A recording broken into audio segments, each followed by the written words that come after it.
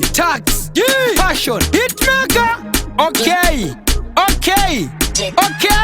Ndakambo senda ma message pa Facebook kutaura shuane pa Insta ko tikazo senda pa WhatsApp every day urungo blutika une murume I know but baby pane zviri kuitika fungi moyo wangu wakatora kubandiri mudiki dai wangu udzosa. Hello fungi hello fungi sai mashava mezvakava kuno ewo ya kuno. Hello fungi hello fungi sai mashava mezvakava pano ewo ya pano. Ndokugaya kura ya murume wako ndokupfekedza ringi mumaoko ndopa ndaita baba vevana vako kureva kuti ndini ndenge nda murume wako ndinorwadziwa kana unaye ndenge ndichitoti dai ndirini ndinewe pawakaimba na kilati pechi dai ndiripo ndaimupfura nepfuti. Hello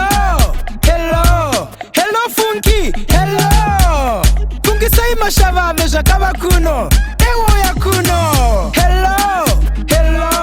Hello fungi hello fungi sai mashava mezvakava pano ewo ya pano ko iti ndidzo namba dzangu 779 31 cent 1 cent 8 plus futi ndinogara Glenview 8. Ukasafona ndopinda muchiki ukasafona ndinofila wiki komipeki yako yakandikochera zvekuti zuva nezuva ndinofila greti.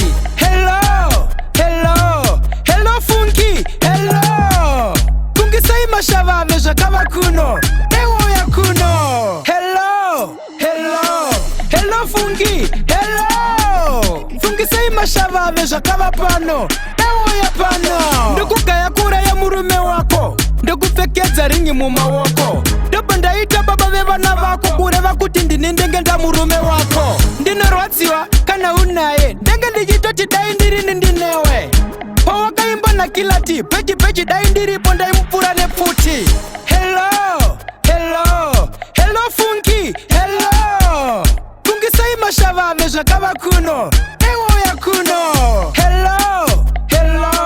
Hello fungi hello fungi sai mashava mezvakava pano ewo ya pano ko idzi ndidzo namba dzangu 779 31 cent 1 cent 8 plus futi ndinogara Glenview 8. I mean fungi sai ndokuda zvekuti ukangondida chete ukadane ndorwadziwa kana nekuchita chekuti kana ndakungoda kuchita tangidza futi kunyenga no need to cheat. Chimboti